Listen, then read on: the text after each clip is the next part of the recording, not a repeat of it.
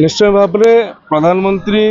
नरेंद्र मोदी जी कही पूर्वोदयु ही विकास सूर्योदय हेब ओडिशा उपरे तांकर सर्वाधिक गुरुत्व रही आसी एवं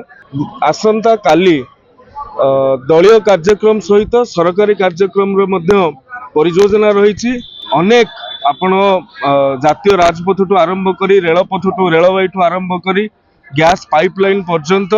ए सबुर जो भाव में हजार हजार कोटी टंका नरेंद्र मोदी जी ओडिशा को भेटी दौरान